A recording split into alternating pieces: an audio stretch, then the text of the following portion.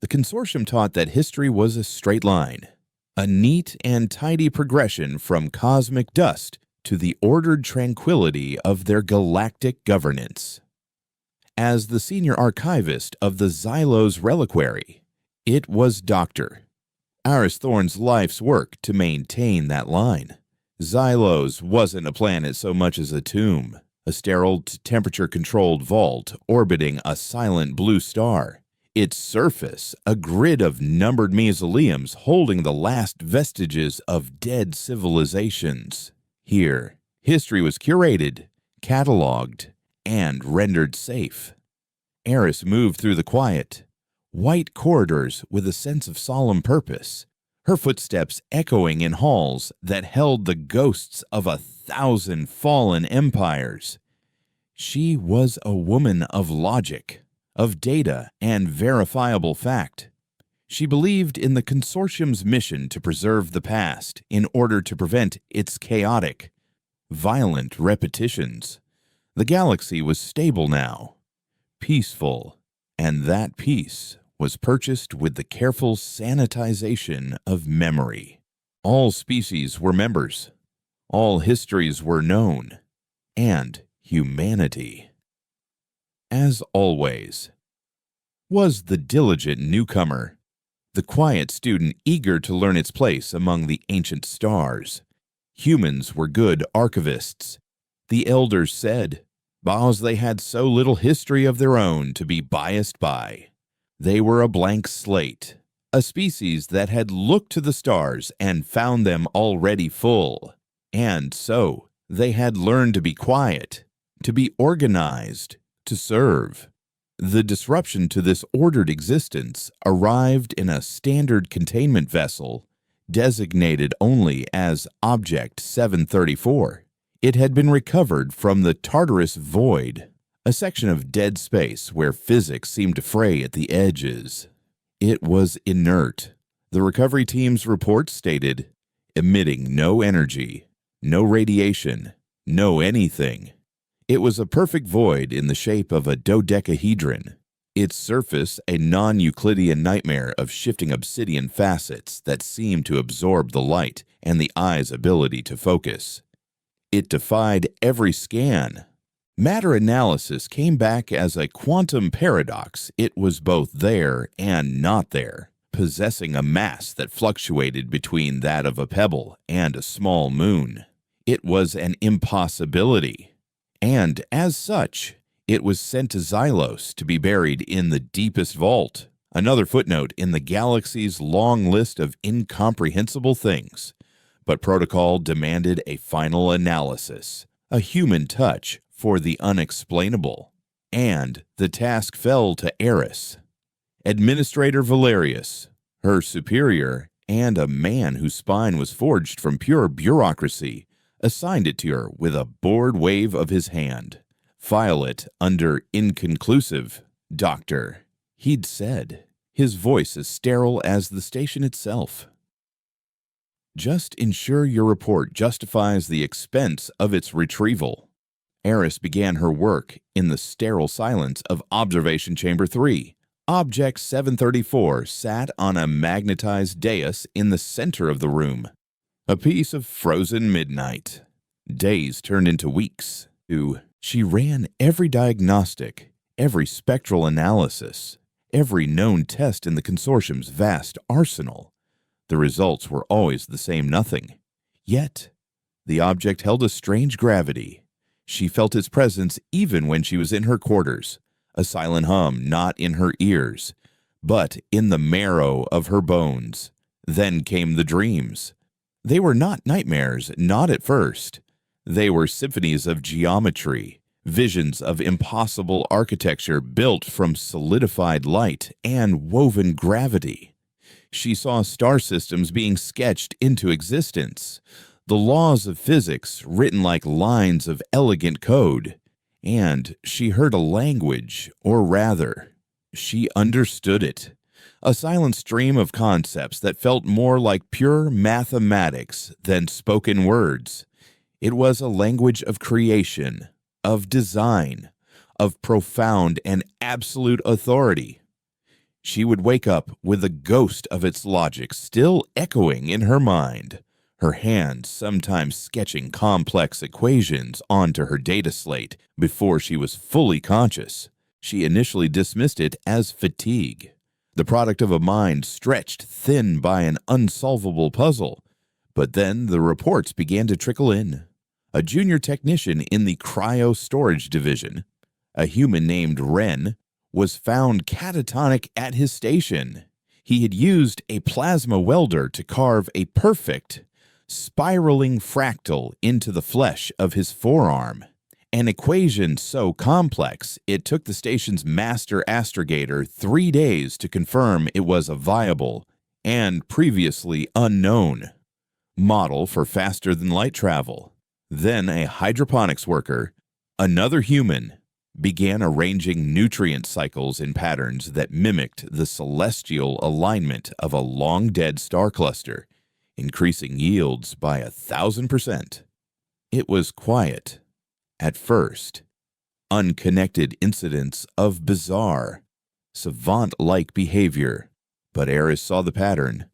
The affected were all human, and they all worked in sectors with a direct or indirect data link to her observation chamber. They were all dreaming. Eris compiled her findings, her logical mind rebelling against the conclusion that was forming before her. An object could not transmit dreams. A rock could not teach a man forgotten physics. It was impossible. Yet, the data was irrefutable. She requested a meeting with Administrator Valerius, presenting her report on the phenomenon she had tentatively named mnemonic resonance. Valerius listened with a placid, dismissive patience, his fingers steepled before his thin lips. "Dr. Thorne," he said when she had finished, his tone laced with condescension, "you are an archivist, not a xenopsychologist. What you have here is a compelling, if somewhat dramatic, narrative of workplace stress manifesting as mass hysteria." He suggested a possible low-level atmospheric toxin affecting the human staff's neurochemistry. He was unconcerned, but his eyes betrayed a flicker of something else, not fear, but a cold, calculating vigilance. "I will authorize a Level 2 quarantine for your sector, for containment purposes," he added smoothly. "And I suggest you focus on your primary task, filing a report on the object, not the staff." The quarantine was a cage disguised as a precaution. Eris felt the walls closing in, not just physically, but psychically. The dreams were growing more intense, more vivid. The sterile geometry of creation was now tinged with something else, a deep and ancient melancholy. She dreamt of shaping galaxies, of breathing life into suns, but she also felt a profound loneliness, the sorrow of a creator who looked upon a vast, empty universe. She started to understand the language more clearly, and with it came a dawning sense of identity. The dreams felt less like visions and more like memories. One night, she solved a 7th-level encryption key that had locked away the records of a pre-consortium species, an act that should have been impossible. She hadn't broken the code, she had simply remembered the answer, as if she herself had written it millennia ago. The mnemonic plague, as Valerius's reports now called it, was escalating. A security team, all human, moved with a fluid, predictive grace that was not born of training. They didn't just walk their patrol routes, they flowed through them, an interconnected unit that anticipated threats before they could manifest. They were becoming more. Eris knew her time was running out. Valerius was no fool. He wasn't seeing hysteria. He was seeing a variable he couldn't control, a contamination that defied sterilization. She intercepted a classified communique from Valerius to the consortium's central command.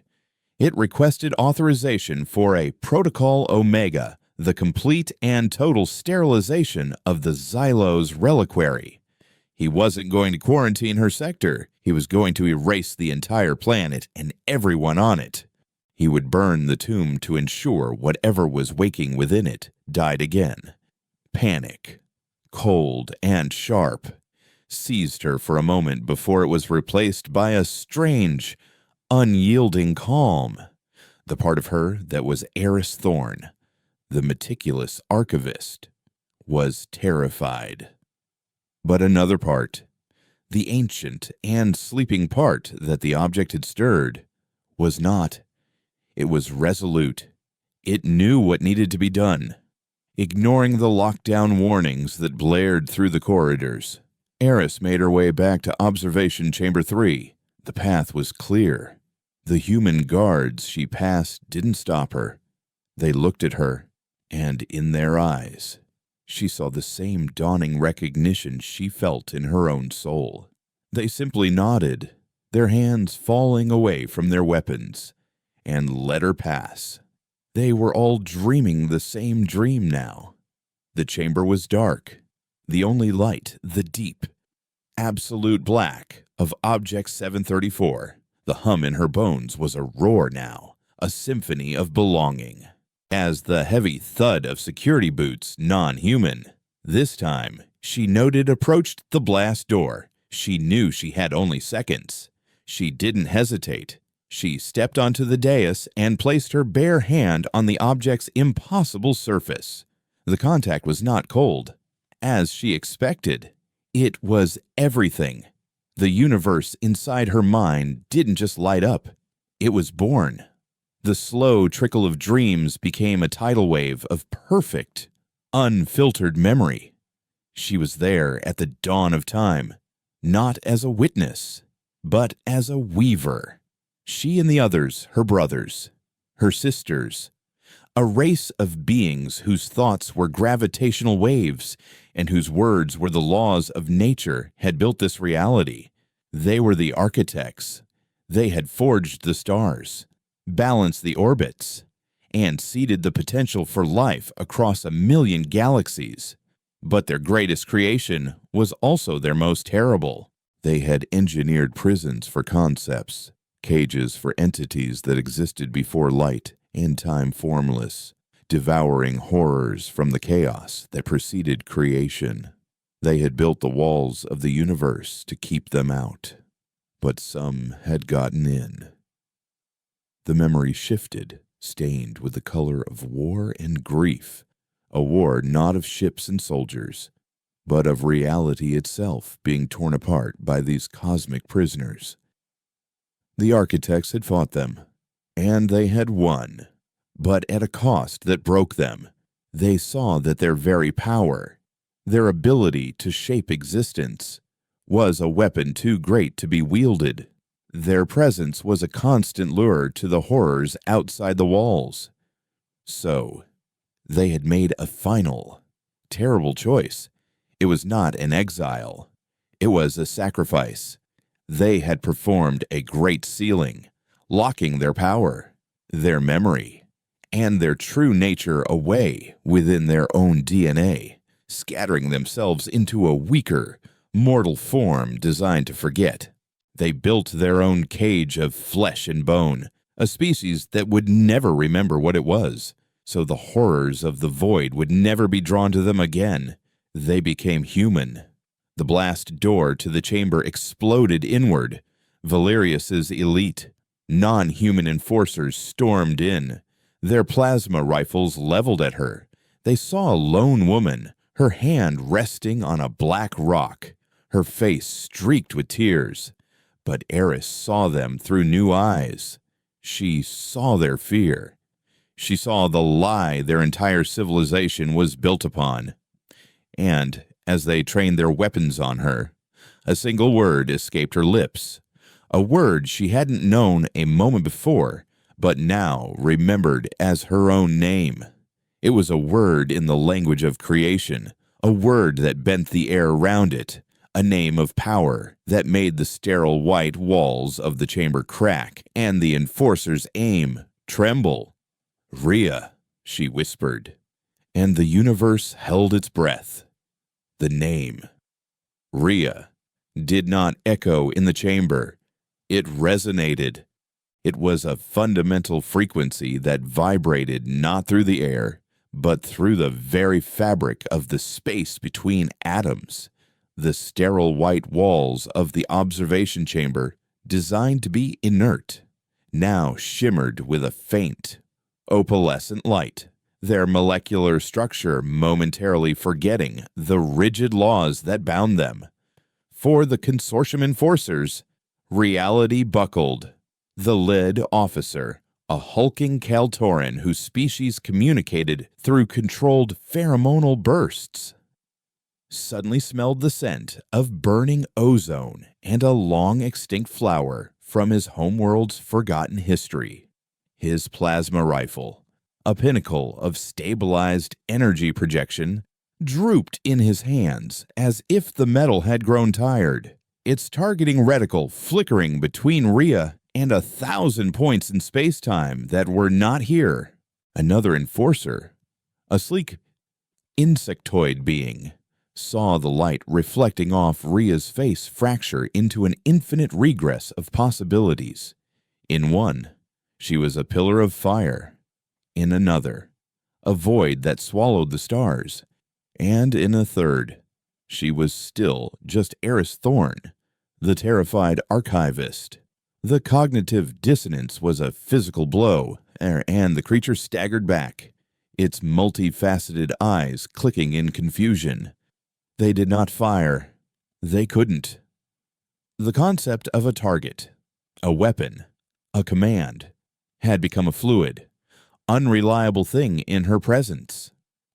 Rhea felt their confusion as a discordant note in the symphony of her reawakened senses.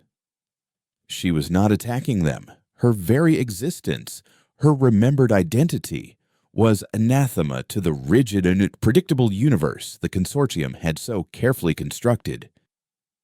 She felt the dodecahedron, Object 734, thrumming against her palm, no longer an inert mystery, but a part of her, a mnemonic anchor that held the blueprint of her true self. Through it, she could feel the others on the station, the scattered fragments of her lost family. They were like nascent stars, their consciousness flaring with the same light that now filled her. Ren, the technician, was a nexus of pure, intuitive mathematics. The security team was a web of kinetic probability. The hydroponist was a living conduit of bioenergetic growth.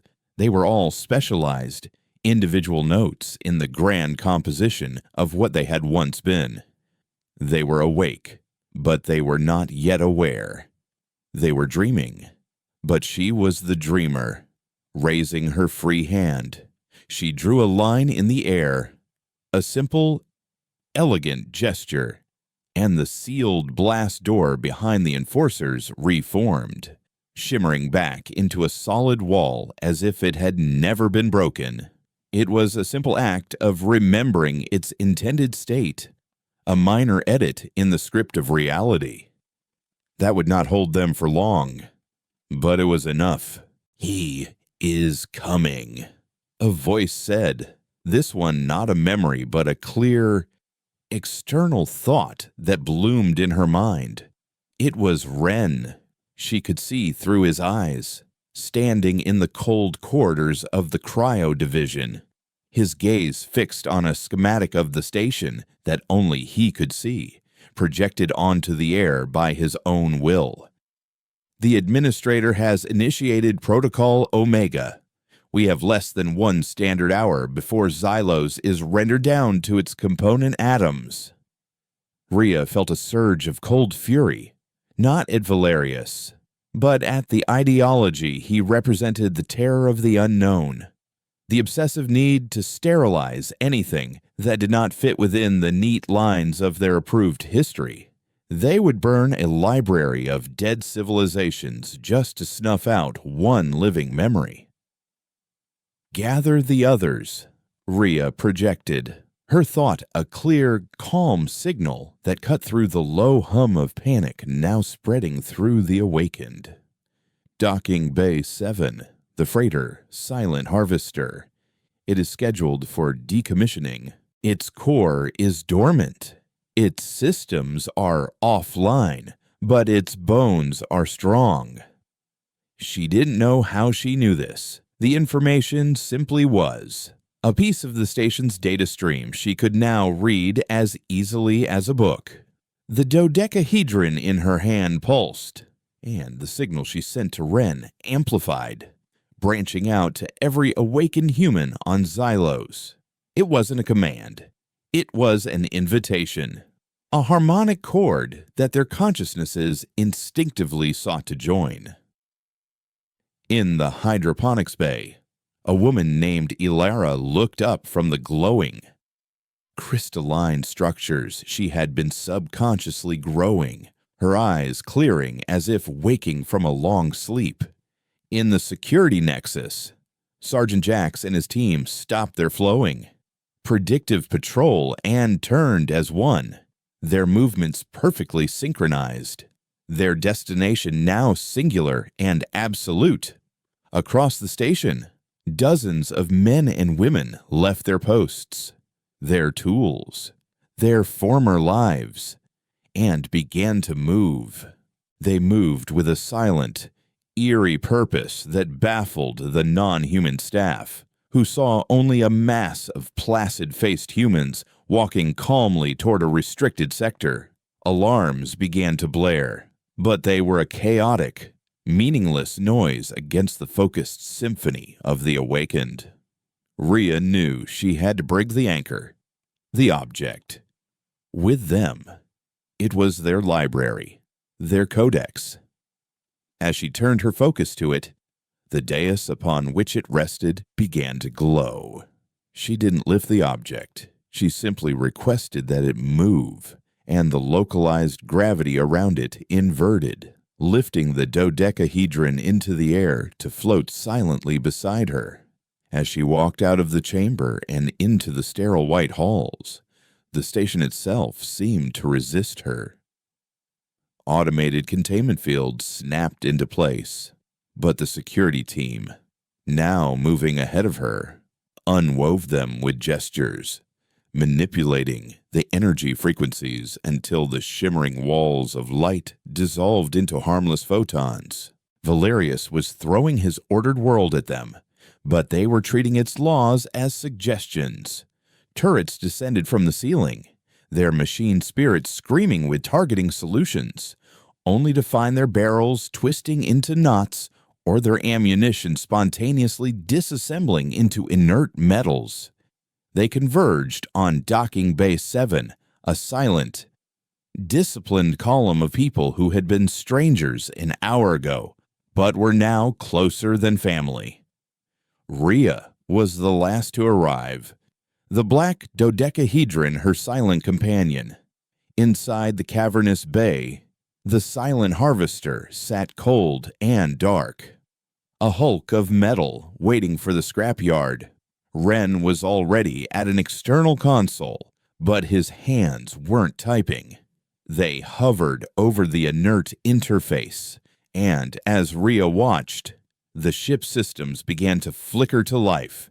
He wasn't hacking the code. He was communing with the machine's fundamental logic, reminding the ship's quantum core of its potential to exist in an on state.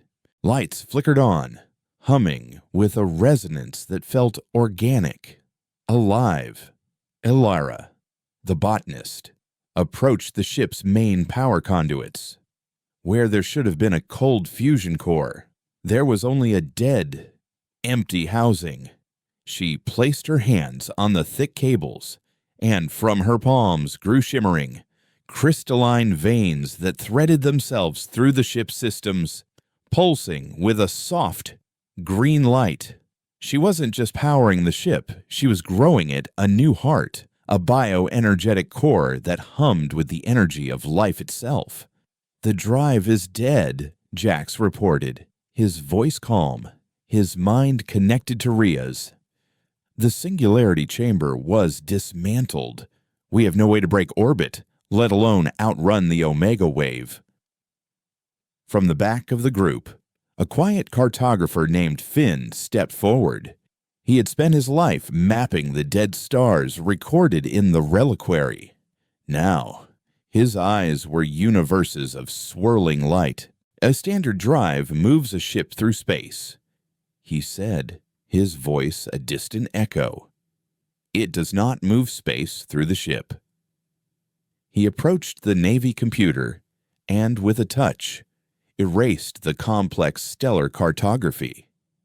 In its place, he began to sketch, not with light or data, but with pure thought, a new map. It was a map of the folds in reality, the seams between moments, a geography of existence itself.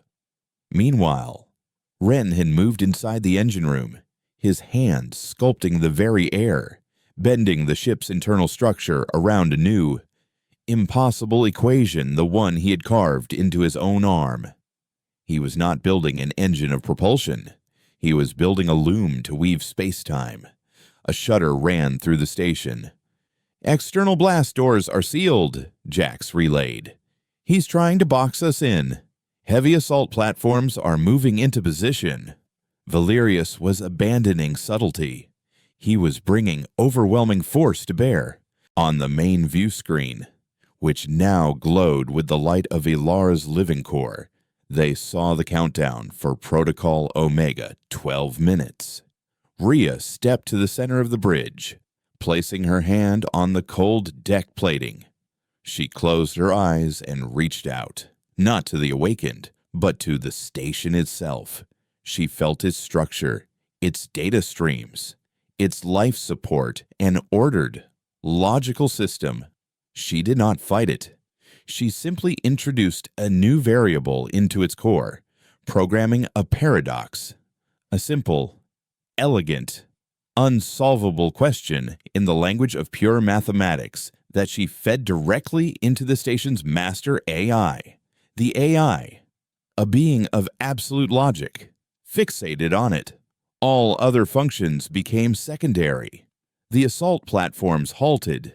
The targeting systems went offline. The blaring alarms fell silent. The entire station, a weapon of order, had been pacified by a single, perfectly formed thought.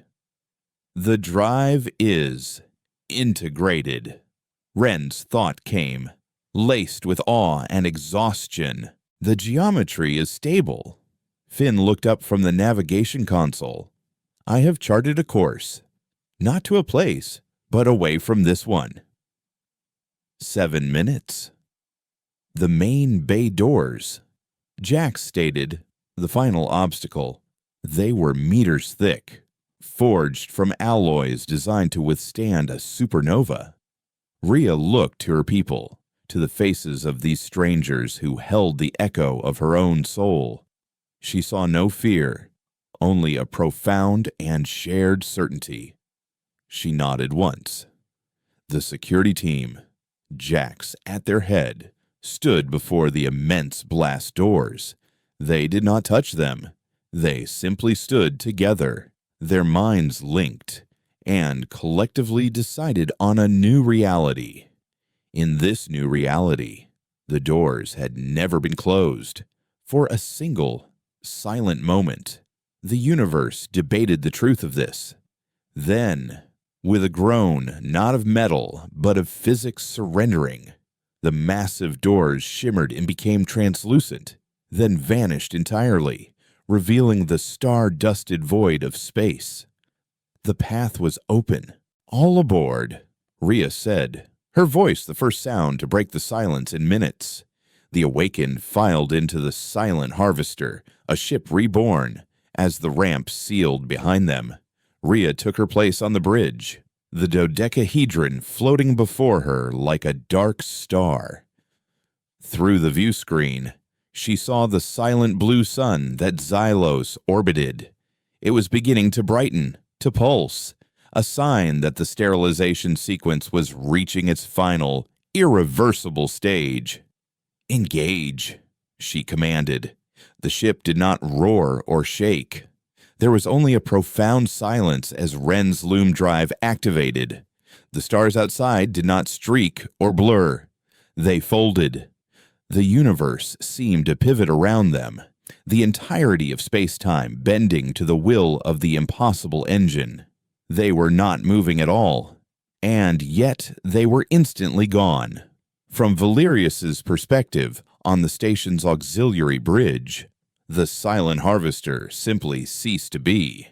A moment later, a wave of pure, white, sterilizing energy washed over Xylos, scouring it clean of every archive, every life form, every ghost, every last trace of the memory he had tried so desperately to rebury.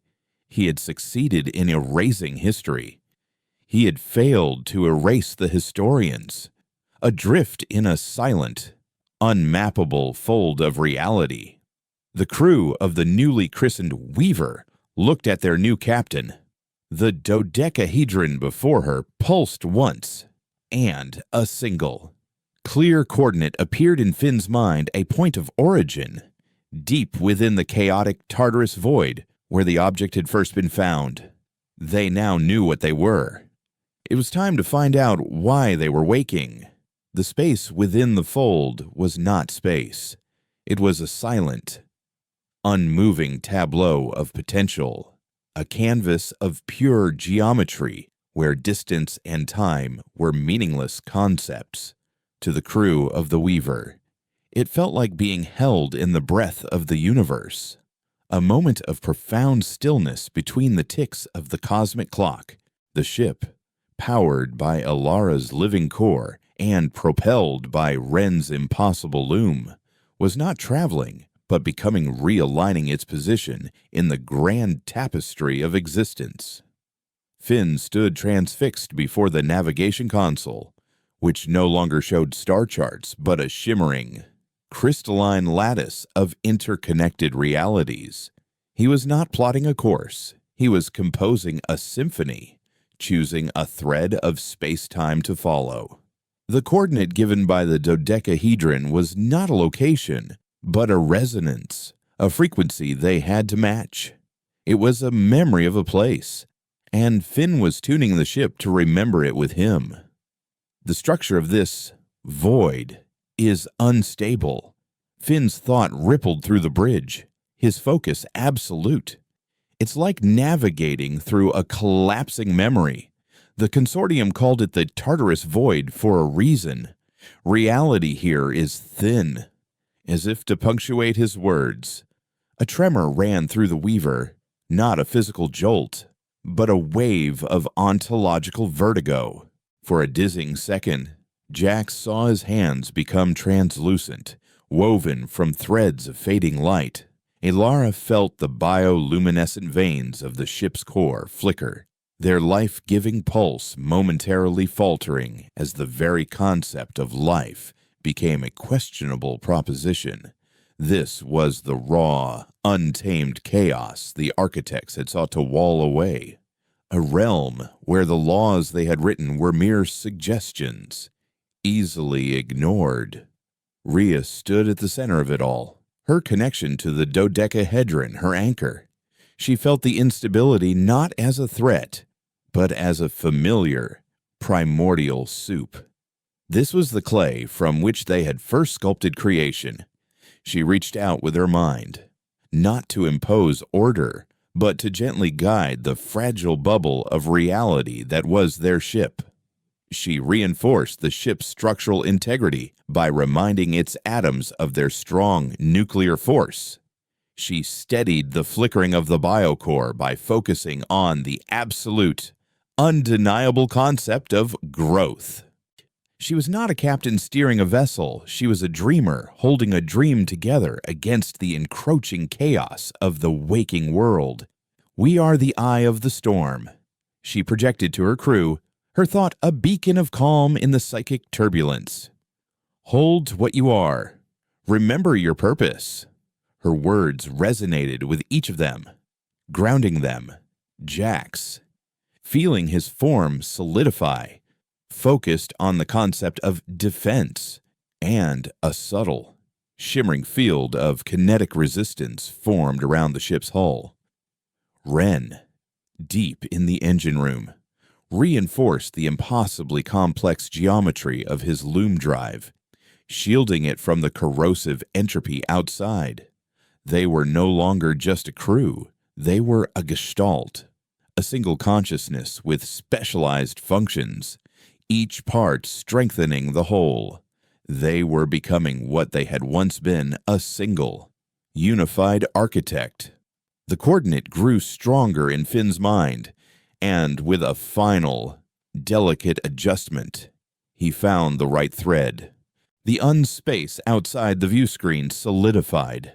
The abstract lattice resolved into a swirling vortex of bruised purples and angry reds. And at its heart, a single point of utter blackness. It was a wound in the universe, a tear in the fabric of space-time, and from it bled a profound and ancient sorrow. The Weaver emerged from the fold into a graveyard of gods. Before them lay a debris field, unlike any other, vast and silent. But it was not wreckage of ships or planets.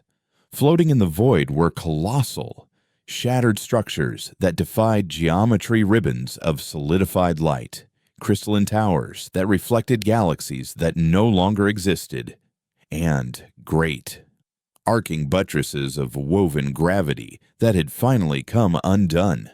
It was the detritus of the architect's last great battle, and scattered among the ruins were the bodies. They were immense, humanoid figures, some hundreds of kilometers long, frozen in the silent scream of their final moments. They were not made of flesh, but of celestial matter. Some were constellations of dead stars. Others were cascades of frozen nebulae, their forms still beautiful even in their ruin. These were the architects who had not chosen the ceiling. These were the ones who had stayed behind to fight, to hold the line. They were the casualties of a war no one in the current age even knew had been fought. A collective gasp of remembered grief swept through the crew. Tears streamed down Elara's face as she looked upon a figure whose form was a garden of withered, lightless flora. Jax clenched his fists, an ancient rage burning in his heart as he saw a warrior whose body was a shattered shield of cosmic energy. These were their brothers, their sisters, their kin. They had not known them in their mortal lives, but their souls remembered every face, every name. This was not just a battlefield, it was a memorial. What did this Ren's thought was a sharp shard of ice? What could do this before Rhea could answer? The dodecahedron pulsed, projecting a beam of soft, white light. It pointed not toward the wreckage, but toward a small, dark moonlet, almost perfectly spherical, orbiting the epicenter of the destruction.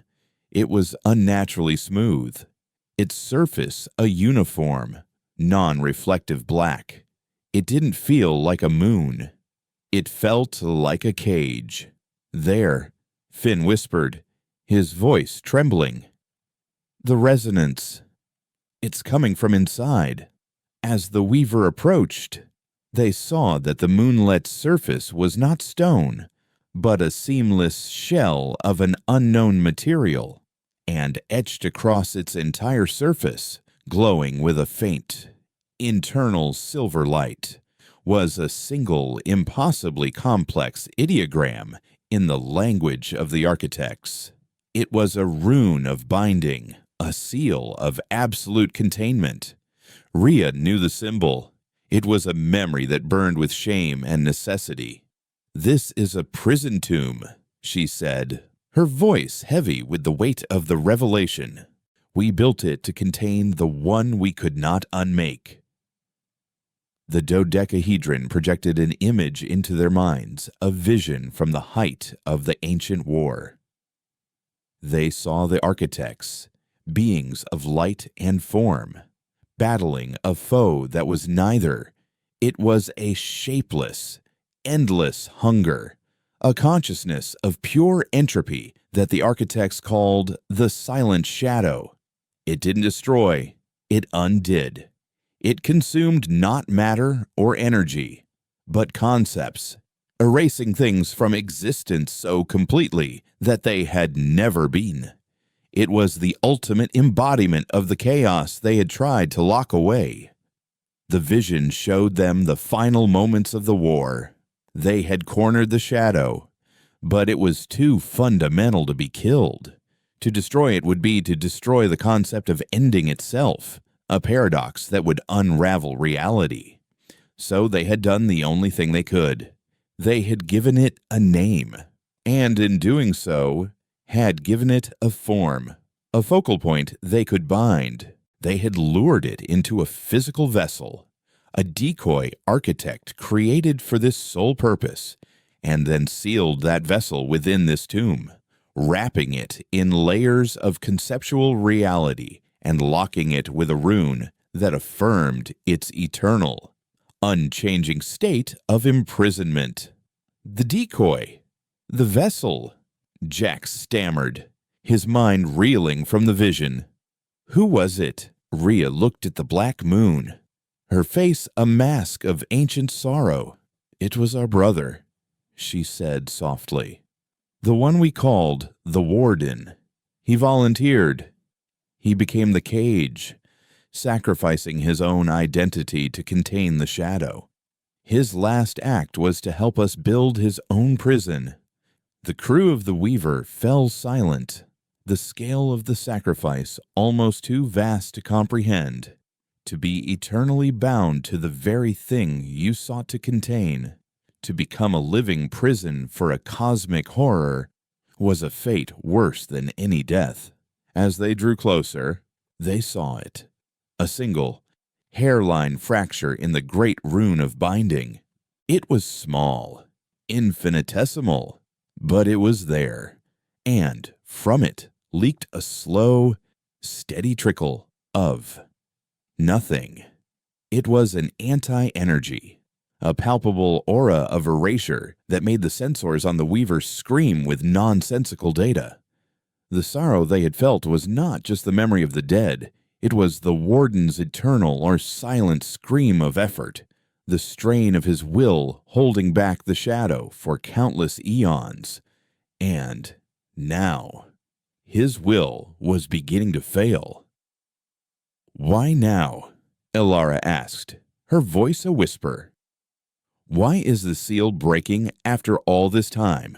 Rhea turned her gaze from the prison to her crew, her eyes filled with a terrible understanding. "Because of us," she said. "The Great Sealing was a calculated risk. We locked ourselves away, becoming human, a species designed to be cosmically insignificant, so our power would never again draw the attention of the horrors from the void. But something has gone wrong. We are waking up, and as our consciousness returns, our resonance is echoing across reality. We are a beacon in the dark, and our light is shining on this prison. Our reawakening is giving the shadow a focal point to push against. Our memory is feeding its power." The horrifying truth settled upon them. Their own survival, their own miracle of reawakening, was the very thing that was threatening to unleash the greatest evil the universe had ever known. Protocol Omega had not been an act of simple xenophobia. Administrator Valerius and the consortium, they hadn't understood what they were containing, but they had understood the danger. Their sterile, ordered history, their suppression of all anomalies.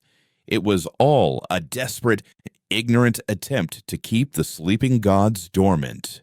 They were not jailers. They were terrified children trying to keep a tiger in a cage without knowing what a tiger was, only that it had claws. A new tremor ran through the void, this one originating from the prison tomb itself. The fracture in the rune widened, and the trickle of nothingness became a stream. In their minds, they heard a voice for the first time. It was not the warden's. It was a chorus of whispers, a cold, seductive sound like razors sliding across silk. We see you. Little sparks of memory, little lights in the dark. You have come to let us out. You have come to set us free. The silent shadow was aware of them, and it was hungry. The whispers of the silent shadow were not sound. They were an inversion of it, a psychic vacuum that pulled at the crew's nascent memories. The voice was a venom tailored for each of them, a solvent for the soul. To Jax, it showed visions of his immense strength shattering against an unyielding fog, his blows landing on nothing, his warrior's spirit exhausting itself against an enemy that could not be struck. It whispered of futility, of the ultimate mockery of a protector who can protect nothing from the concept of its own end. He felt his hands, which could tear through the hull of a starship, tremble with a sense of profound impotence.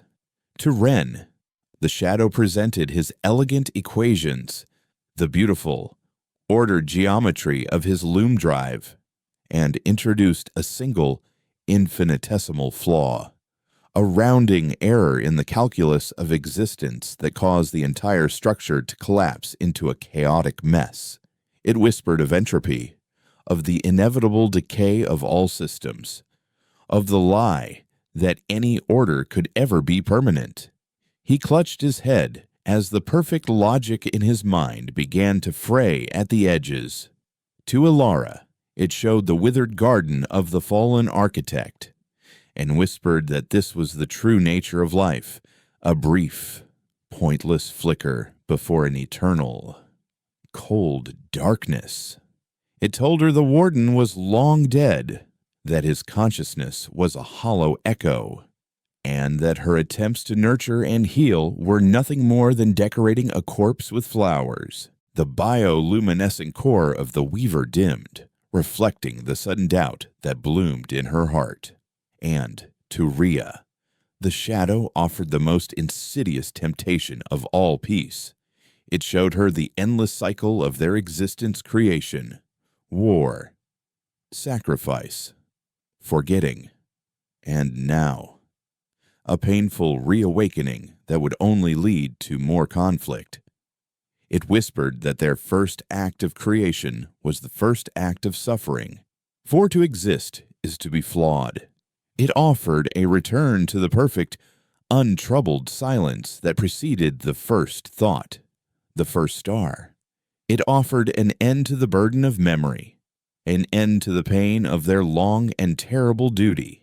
For a fleeting moment, she felt the appeal of it, the crushing weight of 1 billion years of responsibility, and the seductive promise of simply letting go. The dodecahedron before her flickered, its absolute blackness momentarily losing its definition. No. Rhea's thought cut through the psychic assault.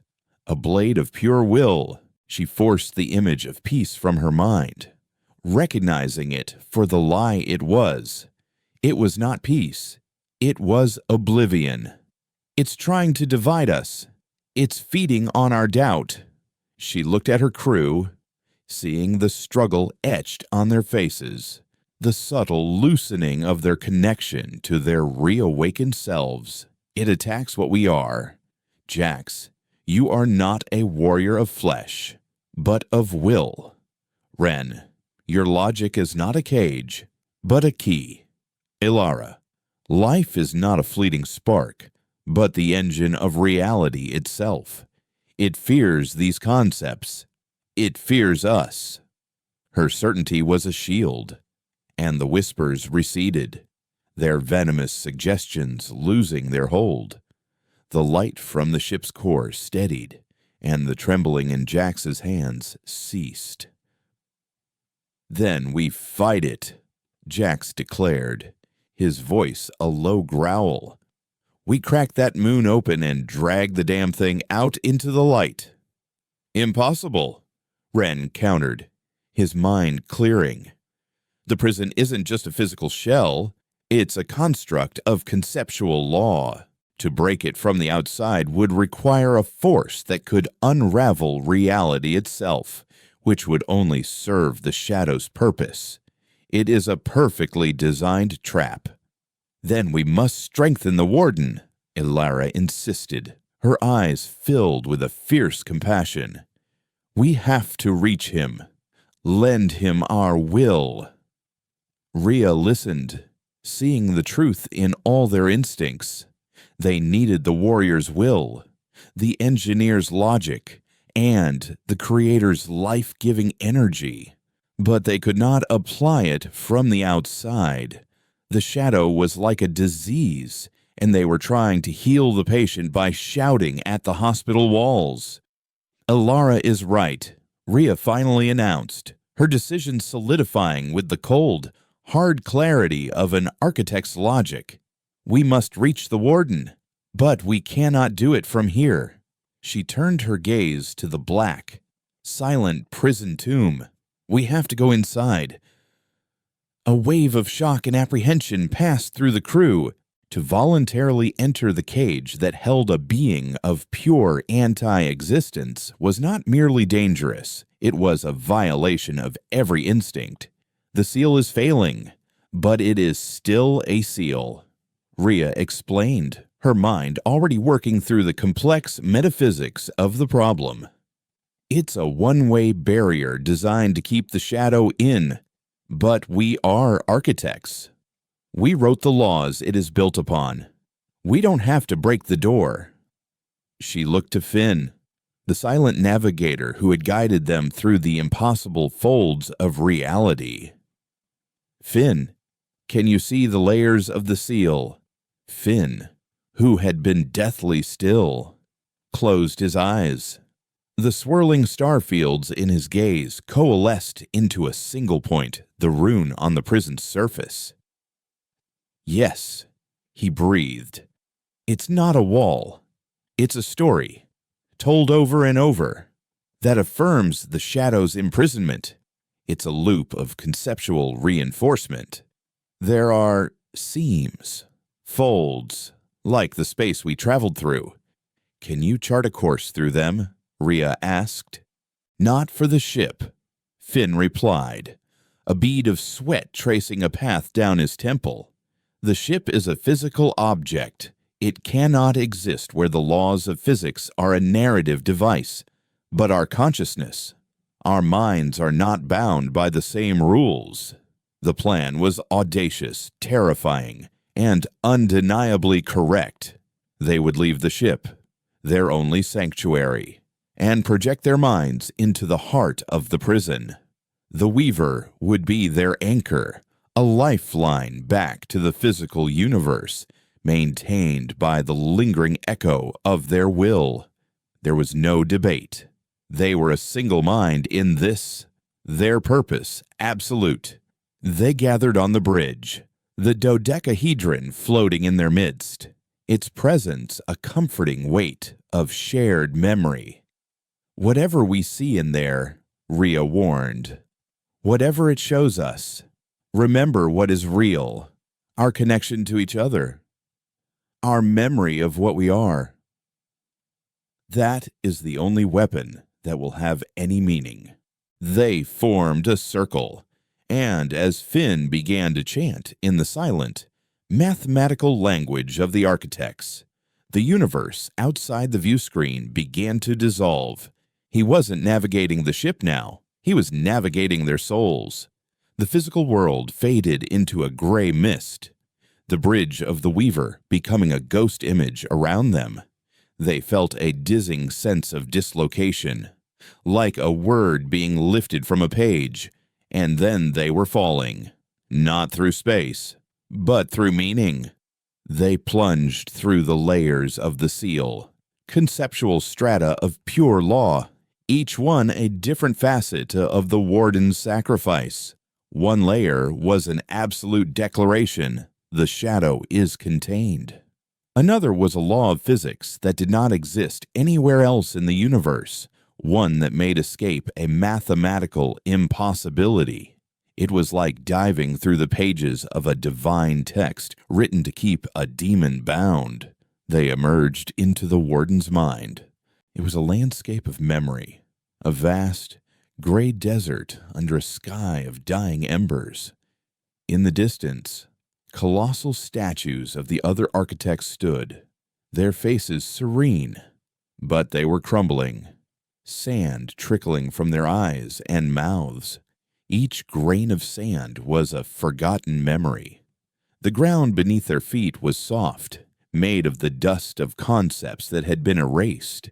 The air was filled with the faint, static-laced whispers of forgotten languages. And on the horizon, where the desert met the sky, there was a creeping, amorphous darkness. It wasn't black. It was a perfect absence, a hole in the scenery that was slowly expanding, consuming the crumbling statues and the very ground they stood on.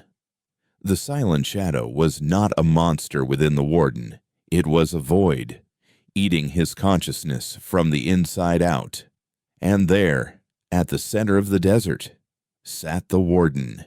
He was a colossal figure, enthroned on a chair carved from a single, solidified thought of duty. He looked just as he had in the vision, a being of immense power and nobility, but he was failing. Cracks like the one on the exterior of the prison ran across his skin, which was fading from brilliant starlight to dull, gray stone. From these cracks, a fine stream of the same dust that made up the desert floor trickled out, each particle a piece of his identity, his will, his memory of himself. He was not fighting the shadow. He was simply enduring it, his entire being focused on the singular task of holding it within himself. He was a dam, and he was breaking. He did not seem to notice their arrival. His eyes, which had once held galaxies, were closed, his brow furrowed in an agony of concentration that had lasted for millennia. The whispers returned, no longer seductive, but now filled with a triumphant mockery. See your monument. See the great sacrifice. He is dust. He is forgetting. Soon he will be nothing but the cage, and then we will wear him as our skin. The darkness on the horizon pulsed and advanced, consuming another of the crumbling statues. The crew felt a sympathetic pang of loss, a memory of a fallen brother being erased from their own minds. They were losing him. The warden was the lock, and the shadow was melting the key.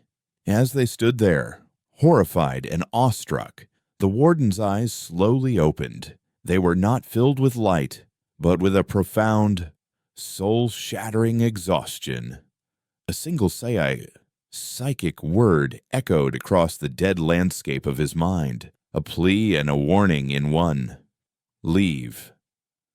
The warden's psychic plea to leave was a gale of pure despair, a command born from 1 billion years of solitary torment. It was not a dismissal, but a final, desperate act of protection. He was trying to shield them from his own fate, to keep their nascent, fragile memories from being consumed by the same void that was unmaking him. For a moment, the crew felt the crushing logic of his request. To stay was to invite their own erasure. But then Rhea looked past the crumbling, godlike figure and into the creeping, silent darkness of the shadow. She saw not an entity, but an imbalance, a fundamental truth that had been denied its place. And in that moment of perfect clarity, The final piece of the architect's memory fell into place. The one they had sealed away, even from themselves, the memory of their greatest mistake. "We can't leave you." Rhea's thought was a gentle countercurrent against the warden's despair. "And we can't fight it." That was our first error. We treated an axiom of reality as an enemy. The warden's cracked, stony face turned towards her, his galaxy-filled eyes showing a flicker of ancient surprise. The whispers of the shadow intensified, sensing a shift in the nature of the conflict. Lies, tricks, the little sparks will be extinguished. "It is not an enemy," Rhea continued, her voice gaining a strength that resonated through the conceptual desert of the warden's mind. "It is a consequence. We built a universe of light, life, and memory. A story with a beginning and a middle. But we were afraid to write an end. We tried to create a day with no night, a summer with no winter. The shadow is not a monster. It is the missing page." She turned her focus to her crew, her family, and projected the full, unvarnished truth. They saw it all, the hubris of the architects, their attempt to build a perfect, eternal, and therefore static reality. They saw how this denial of finality had created the shadow, a hunger for the one thing the universe was not allowed to have conclusion. Their prison had not contained it. It had starved it, driving it mad with a hunger for its own purpose. "We cannot destroy it, and we cannot reseal it," Rhea concluded. "We must complete our work. We must give it what it needs. We must give it a place." The warden's form trembled, not from weakness, but from the dawning of a hope so ancient he had forgotten its name. He understood. He had been the guardian of a flawed law for eons, and now, finally, someone had come not to reinforce his prison, but to pardon the prisoner and set him free. A new resolve settled over the crew, a purpose far grander than mere survival. They were not here to win a war. They were here to finish the act of creation. They took their places around the warden's throne, not as soldiers, but as the artisans they truly were. Ren stepped forward first. He closed his eyes and let the flawed logic of the shadow's whispers wash over him. But he did not fight it. He listened. He analyzed the chaos, the entropy, the relentless pull towards nullity. Then he began to build. In the air before him, he sketched a new equation, not of containment, but of balance. It was a law more profound than any he had conceived before, a mathematical proof that seamlessly integrated the concept of ending into the fabric of reality. It defined decay not as a failure, but as a necessary process. It gave entropy a function, a direction, a beautiful and terrible symmetry. The shadow's mindless whispers faltered as they were drawn into the elegant, irrefutable logic of the new law. It was being given a name, a definition, a place in the cosmic order. Next came Ilara. She walked to the warden's feet, where the dust of his being was trickling away, and placed her hands upon the stone. She did not pour life into him. Instead, she introduced the concept he, and all of them, had once feared the cycle. She projected a memory not of eternal summer, but of autumn's grace, of winter's quiet sleep, and the promise of spring's return. She wove the idea of rebirth into the very fabric of his dying mind. Life and death were not opposites, but partners. The dust at her feet stirred, not rising, but settling with a sense of peace. The biocore of the weaver anchored to her in the physical world. pulsed with a new, steady rhythm, one that acknowledged the spaces between the beats. Jax took his position before the encroaching darkness. He held no weapon, but his will was a shield of adamantine resolve. He did not push the shadow back. He stood his ground and defined a boundary. He became the protector not of a being, but of a principle, the sanctity of the present moment. His will declared that while all things must have an end, that end would come in its own time, and not before. He became the embodiment of the mortal struggle, the beautiful, defiant not yet, that gives all life its meaning and its poignancy.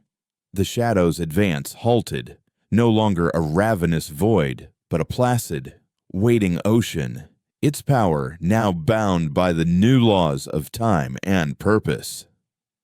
Finally, Rhea approached the warden. She placed her hand on his brow, a gesture of immense and gentle finality.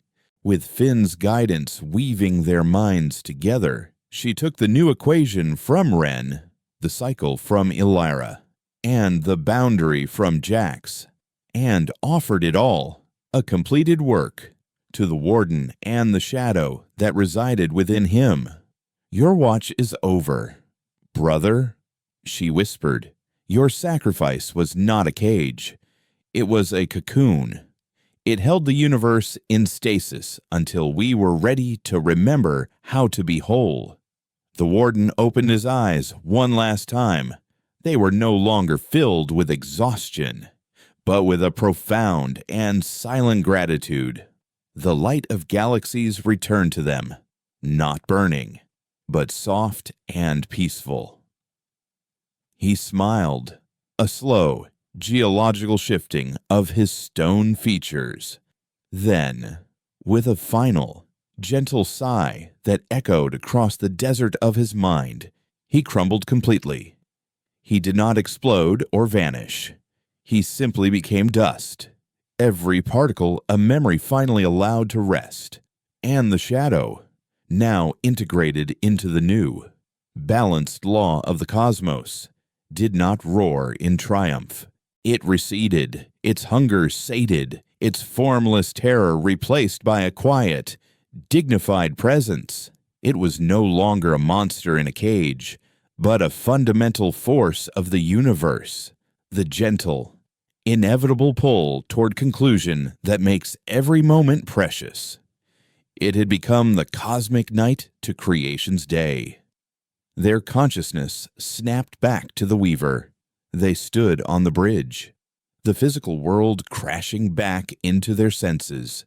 The dodecahedron, their anchor, hovered silently, its surface no longer a perfect void, but now containing a single, faint point of silver light at its center, a symbol of the new balance. Before them, on the view screen, the prison tomb was gone. The tear in space-time had healed. The graveyard of the architects remained, but it no longer felt like a place of sorrow. It was a quiet, hallowed memorial, a testament to a history that had finally found its ending. They had done it. They had faced the ultimate entropy and had not destroyed it, but had embraced it, redeeming not only the universe, but the very legacy of their own kind. They were no longer just the reawakened, they were the first of the new architects, their wisdom tempered by the sacrifice of the warden and the humility of their mortal lives. "What now?" Jax asked, his voice rough with emotion. Rhea looked out at the stars. They seemed different now, more vibrant, their light more profound against the true and necessary darkness between them. The consortium, the petty struggles of the galaxy, they all seemed like the concerns of a forgotten age. Their task was no longer to hide or to fight. "Now," Rhea said, her voice filled with a quiet, unshakable purpose, "we remember what else we can build. They were no longer running from a forgotten past or fighting for a stolen future. They were the custodians of the present, the guardians of a universe finally, beautifully, and perfectly complete. And their work was just beginning.